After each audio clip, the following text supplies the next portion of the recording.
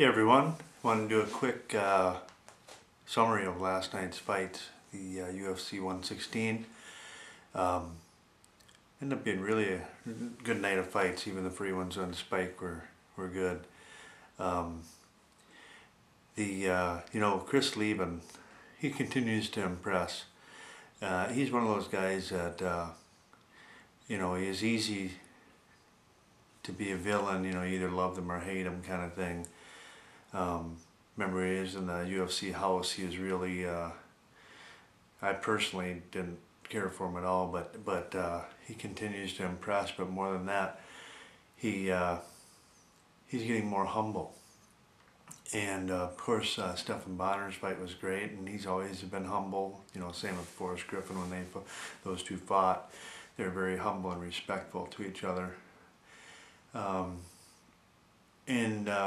Of course, the main event was great. Shane Carwin gassed out. Who knows what would happen if he didn't, but his average fight was like 1:08 before that, and he really spent a lot of energy in that first round. But Brock was easy to hate as well, but he is more humble now.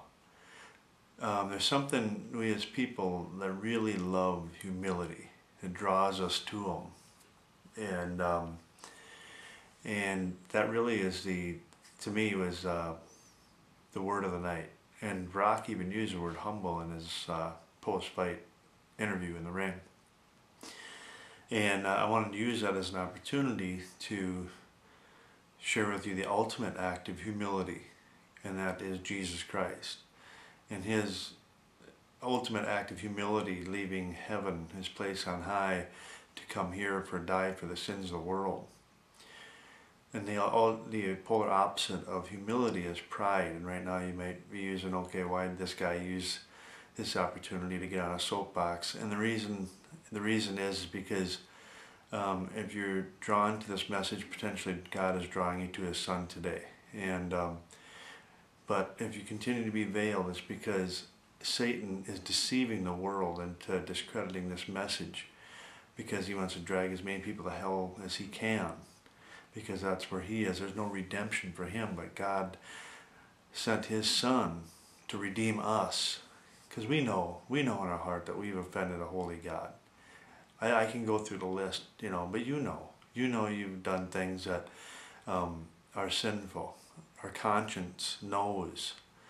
So just I'm encouraging you to tear down the barriers of pride and at least seek the Savior.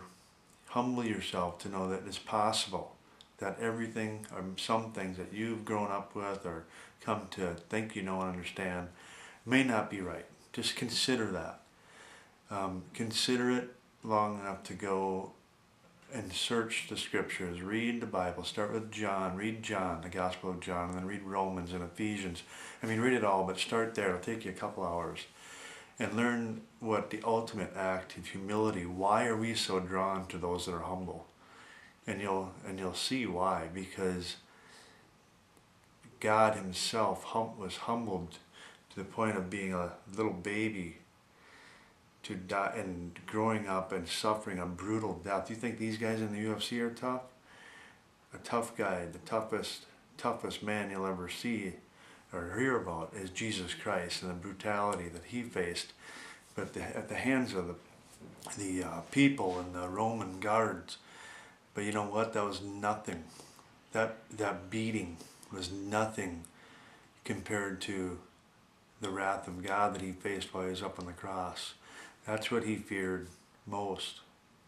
That's what He knew was coming. It wasn't the whips and the scourging and the pulling His beard out and all the rest. It wasn't the beating beyond recognition. It was feeling the full cup of the wrath of God while He was up on that cross. The ultimate act of humility for you and me. And I just feel so blessed that God, for beyond measure, that God saved me from the pit I was in. And there's redemption for you, but you need to tear down the barriers of pride. Pride is the beginning and the root of all evil. Pride is it.